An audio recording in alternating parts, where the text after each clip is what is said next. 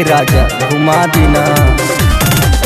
पेन्ही के पियरी हाई दौरा धौली माथ पर भूखल पिया बड़ा तब बितवो जाई घाट पर।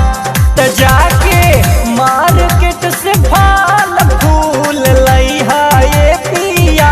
त जाके मार्केट से फल फूल लइहा ये पिया। तब की मगह के घाट पे छाठ तू माँ नहीं है ये पिया। तब की मगह के घाट पे छाठ तू माँ नहीं है ये पिया।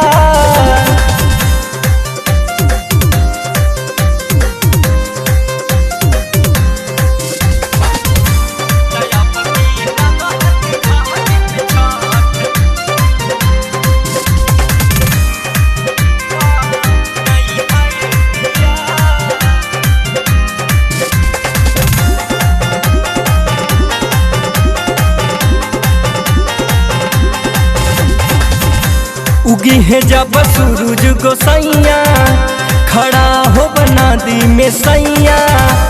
लइहा गैया के तू दूधवा अर्घ के बेरी चढ़ैहा।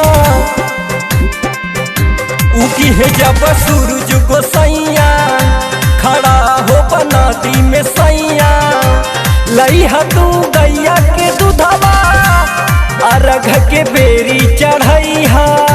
त जाके खेत में से गन्ना तू ले आईहा ये पिया। त जाके खेत में से गन्ना तू ले आईहा ये पिया। तब की मगह के घाट पे छाठ तू माँ नहीं है ये पिया।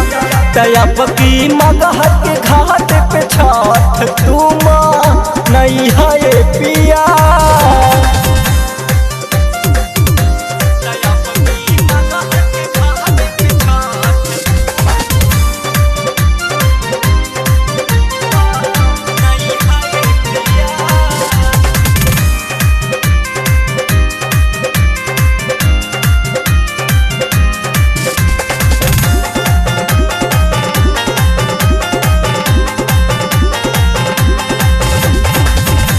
पिया जी मोर मानी कहनवा करीना कमनो बहनवा।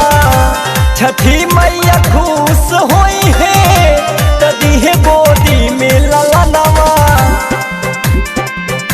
पिया जी मोर मानी कहनवा करीना कमनो बहनवा। छठी मैया खुश होई है तदी है गोदी में ललनवा। त चंचल आ जाए के बाहर से बुलैहा ये पिया। परदीप अंकित के बाहर से बुलैहा ये पिया। तब की मगह के घाट पे छाठ तू माँ नहीं है ये पिया। तब की मगह के घाट पे छाठ तू माँ नहीं है ये पिया।